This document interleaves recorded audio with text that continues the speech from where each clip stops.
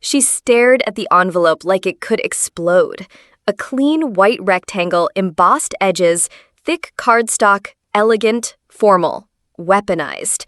Her name was printed in full, Lieutenant General Rebecca Cole. But no one in that family had called her Rebecca in years. The seal on the back hadn't been broken yet, but she already knew what it carried. Not an olive branch, not forgiveness, just a silent command written in that unmistakable, familiar handwriting. Behave. One word. No warmth. No signature. It wasn't a wedding invitation. It was a leash, a test, an elegant little punch to the ribs that said, "We'll let you in, but only if you stay quiet."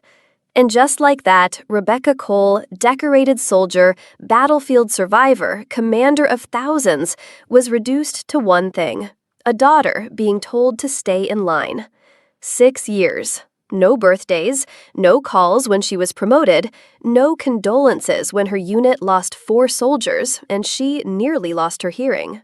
Not even a single email. For 6 full years, Rebecca Cole had been erased, not by strangers, but by the very people who once taught her how to tie her shoes. Her mother didn't speak her name. Her sister Haley told friends she didn't keep up with her anymore. They didn't want updates. They wanted absence. A silent punishment for being too loud, too visible, too unwilling to shrink. And now, after all that silence, a wedding invitation with gold lettering and the word behave. As if the past could be paved over with a few shrimp cocktails and a family photo. As if she was never missing, just inconvenient. His name hit harder than the invitation.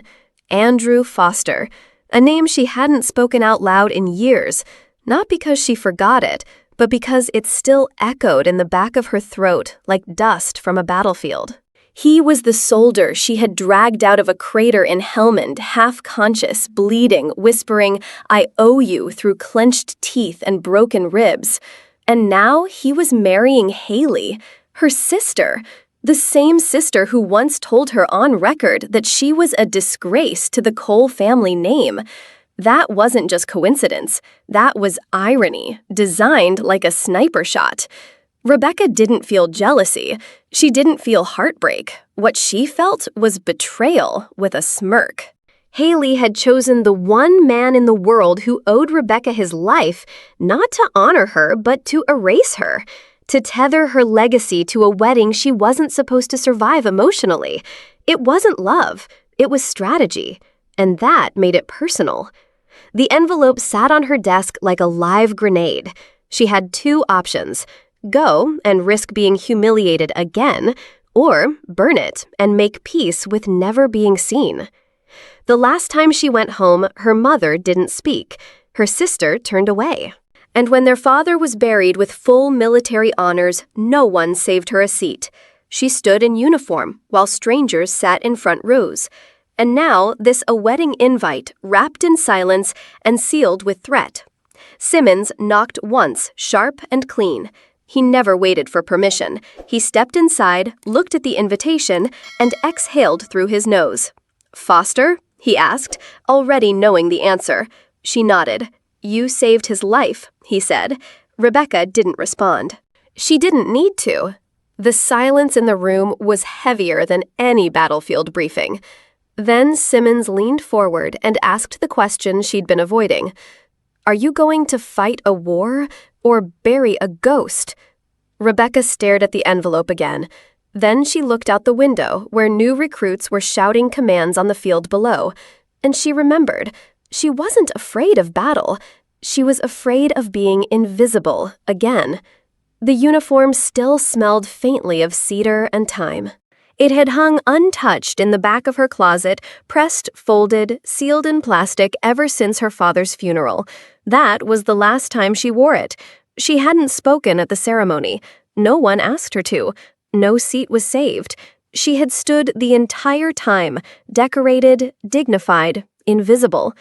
Haley sat in the front row dabbing fake tears with real diamonds. Their mother sat beside her, face tight, lips pinched, pretending Rebecca was just another soldier in attendance. That day was burned into the lining of the uniform. Now, years later, she took it down gently, slowly, like unfolding a scar. She laid it flat across the bed, smoothing the sleeves, as if they were bruises that never healed. Ribbons still in place, rank still intact. It wasn't just fabric, it was memory stitched into armor. And as she looked at herself in the mirror, Rebecca didn't see a woman going to a wedding. She saw a soldier going to a battlefield disguised in roses. The driveway was spotless, not a leaf out of place, not a single crack in the concrete. The shutters were freshly painted, the lawn trimmed within an inch of its life. It looked like a picture from a real estate brochure, perfect, curated, soulless. Rebecca parked in silence. She didn't need directions. This was the same house where she scraped her knees on the pavement, where she learned to throw a football with her dad, where she once cried in the closet at age 12 because her mother told her that real girls don't speak so loud. Now it felt like a museum, nothing out of place, except for the daughter at the door. She rang the bell. The sound was soft, too soft for how hard her heart was pounding. Barbara opened the door dressed like she was expecting a magazine shoot. Pearl earrings, blouse with sharp lines, not a hair out of place. She looked Rebecca over. Not with love, with inventory. Her first words weren't hello. They were, "Please don't ruin this for Haley." No hug, no "you look well," no "I missed you." Just that familiar scent of lemon polish and judgment, thick in the air like perfume and poison mixed into one. And in that moment, Rebecca realized this house didn't change.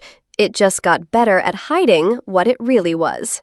15 chairs, 14 people laughing like it meant something, and Rebecca tucked at the far end of the table next to the sideboard, where the heat from the kitchen brushed her back and the conversations never reached. She pulled the chair out. It creaked louder than the welcome. No one stood. No one said, "We're so glad you came." Her mother flitted around the table like a head waitress at a country club, checking napkin folds, straightening wine glasses, never once looking at her daughter. Haley was already seated flawless in a silk blouse, laughing too hard at something Cousin Grant had said. He wasn't funny, but that wasn't the point. Appearances were currency here, and Rebecca had none to spend. Her name wasn't mentioned in a single toast, not by Barbara, not by Haley. No welcome home, no General Cole, just blank air where acknowledgement should have been. When the former colonel across the table squinted and said, "You look familiar," Barbara answered before Rebecca could, "She's been doing some overseas security work." Haley added with a smirk, "Guarding doors. Important ones, I'm sure." Laughter floated across the table, not toward her, but around her, like she was a ghost at her own execution. Rebecca didn't flinch. She reached for her water glass, crystal clear, untouched. Her voice was calm, precise. "The people I guard," she said, outranked this entire room. Silence. A sharp, cold, necessary silence. Even the chandelier seemed to pause. That's when Barbara said it. Low, polished, measured. "She's the shame of this family." The room didn't gasp. They just kept eating. Her name wasn't on the seating chart. Not on the welcome board, not in the wedding program. Guests passed her with champagne and laughter, brushing past her like she was coat check. No one asked how long she was staying. No one asked what she had been doing overseas. No one even asked if she wanted water. She was there, but not really, like a mannequin in a war museum, like a ghost who'd shown up in full dress blues. When she walked into the foyer, the musicians kept playing, the guests kept laughing, and her mother kept arranging flowers. No pause, no acknowledgement. Only the usher, barely out of college, glanced at her bars and whispered, "Ma'am, are you with security?" She didn't answer. Because in a way, he was right. She wasn't here as family. She was here to stand guard over her own restraint. And that silence was not absence. It was pressure, the kind that builds just before a storm hits. The chart said Table 12, bottom corner, next to the fire exit. The same exit Barbara had mentioned that morning over a plate of fruit Rebecca didn't ask for everyone's comfort, she'd said. Not even a card with her name, just a folded slip that read, R. Cole. No rank, no title, no acknowledgement. Every other place card sparkled in calligraphy. Hers looked like a sticky note someone forgot to throw away. Rebecca took her seat quietly, in full uniform, decorated chest, posture perfect. And yet she was placed behind a pillar, blocked from view in every direction. She could hear the music, hear the laughter, see the flashes of the photographer snapping away at smiles she wasn't invited into. Her ribbon bar caught the light, but no one looked her way. It wasn't just oversight, it was deliberate design. This wasn't a wedding, it was a message. You can show up, but you will not be seen. The lights dimmed, the room sparkled, glasses were raised. Champagne fizzed like laughter in crystal, and Haley floated to the center of the ballroom glowing under chandeliers. She held the mic like a queen gripping her scepter. Her wedding dress shimmered, her smile glistened. All eyes were on her, and she lived for that. To think, she began sweetly, even my big sister made it here tonight. There were polite chuckles. She turned slightly, just enough to glance at table 12. All the way from wherever she's stationed now, more laughter. Guarding doors for greatness, Haley said with a grin. Then she tilted her head, smug, sharp, cruel. Who'd want her? It was a joke, and yet it wasn't. The room roared with laughter, the kind that cuts, the kind that lingers, the kind that Rebecca hadn't heard since locker rooms, since being told she wasn't wife material, since family dinners where her silence was their entertainment.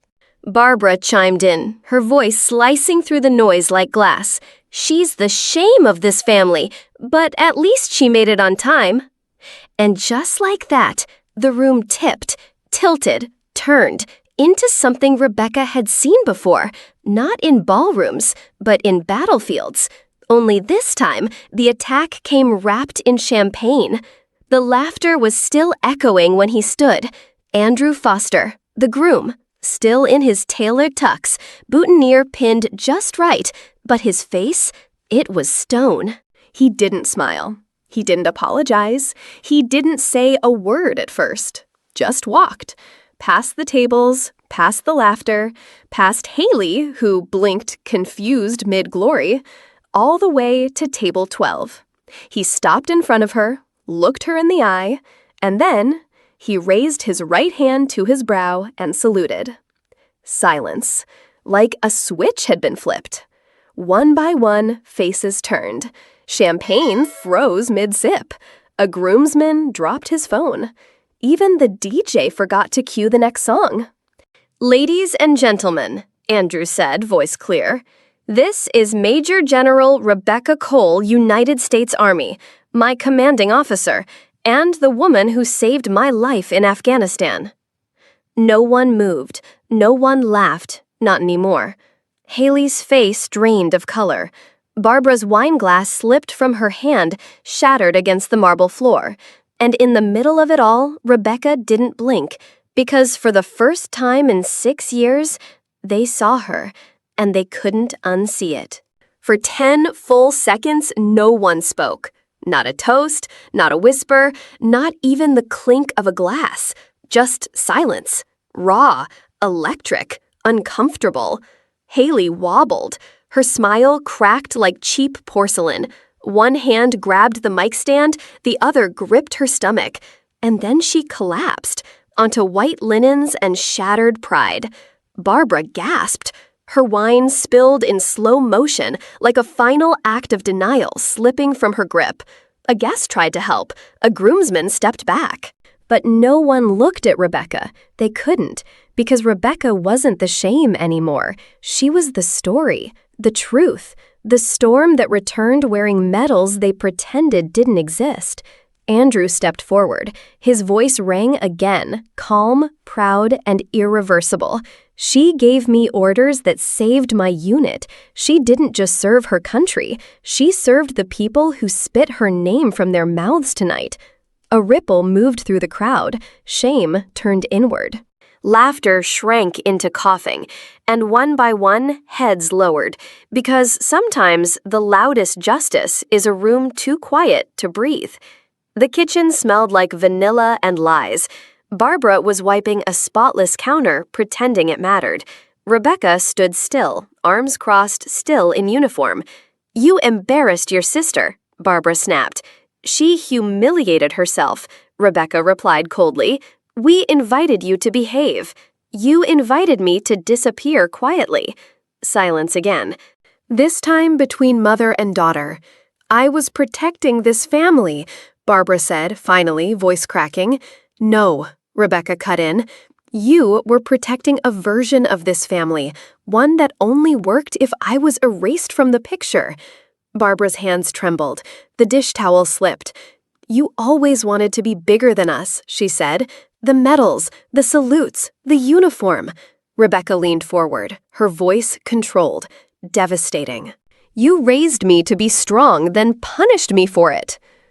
Barbara turned away, eyes wet, guilt like a fog clinging to her face. Rebecca stepped closer. "I don't need you to rewrite who I am after I'm gone, just because silence makes it easier to grieve." She walked out. Left behind her, a mother without defense and a truth that refused to stay buried. Haley sat on the floor of the dressing room, her designer heels kicked off, makeup smeared, sobs catching in her throat like gravel. Rebecca leaned against the doorway, arms folded. Not angry, just tired of pretending this wasn't inevitable. "It was you, wasn't it?" Rebecca said quietly. Haley looked up. No more pretense, no more pageantry.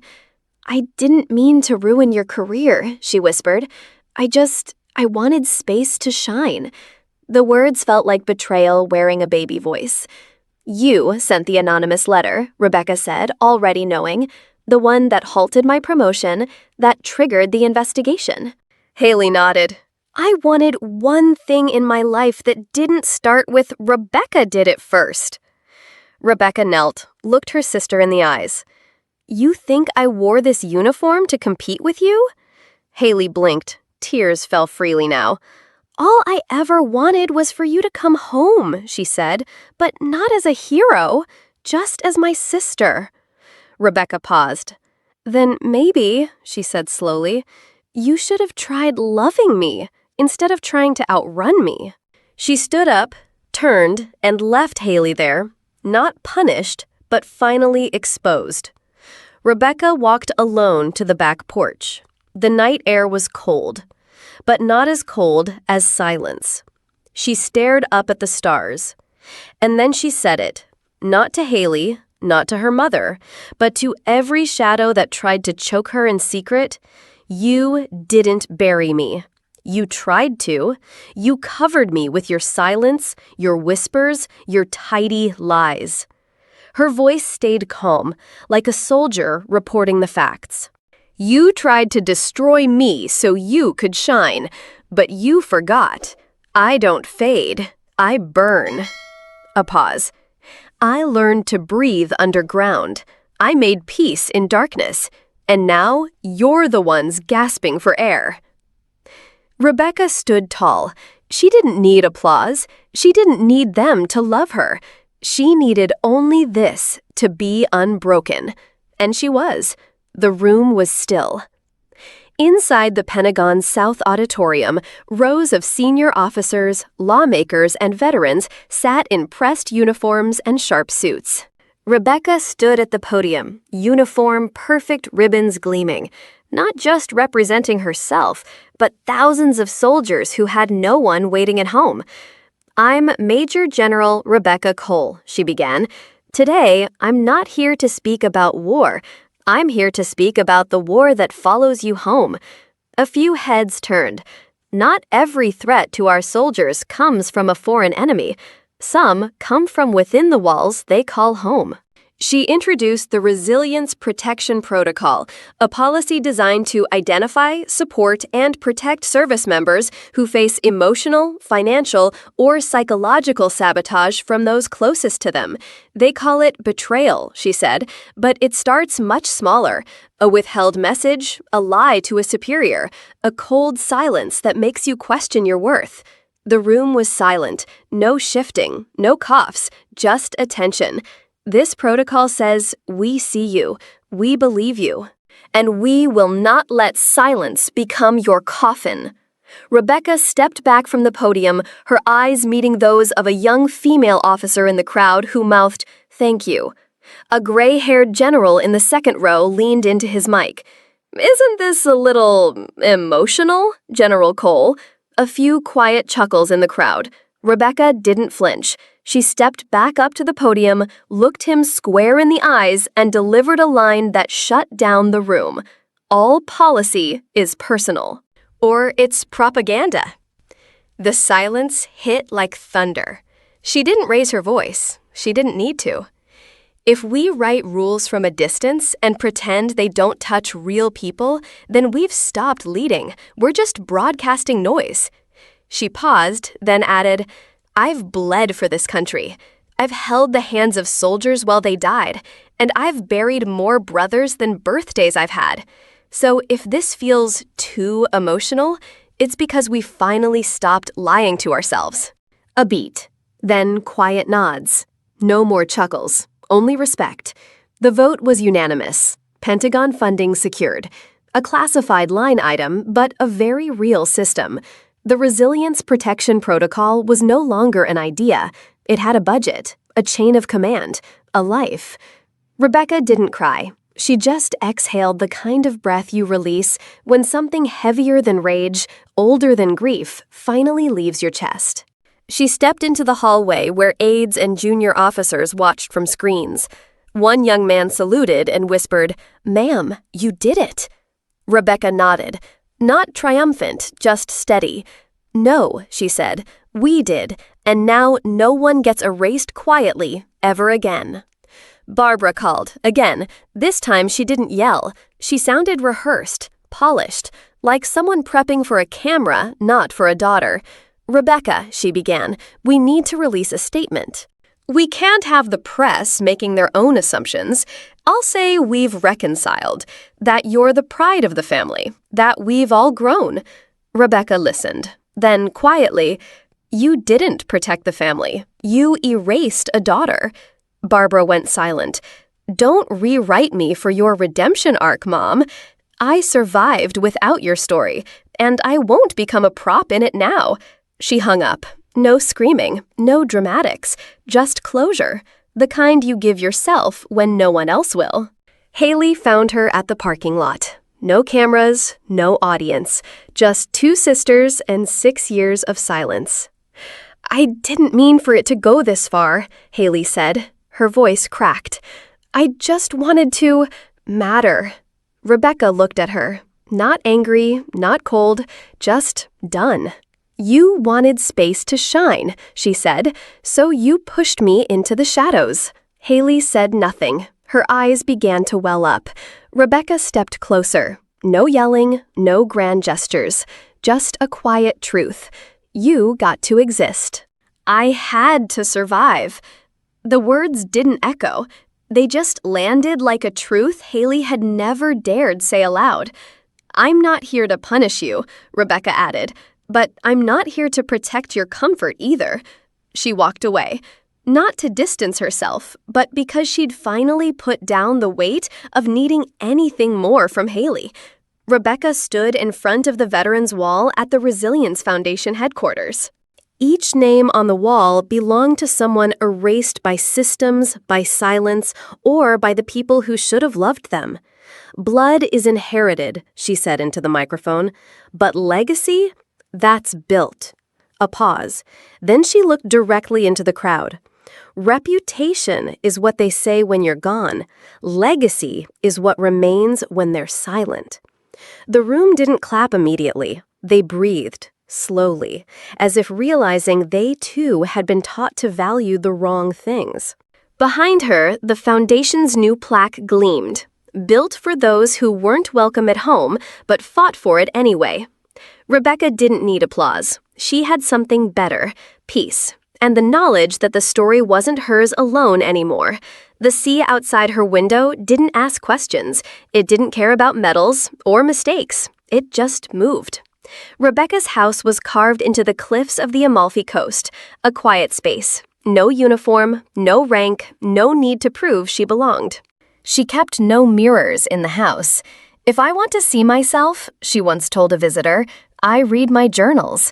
On the shelves, pages written not for legacy, but for clarity.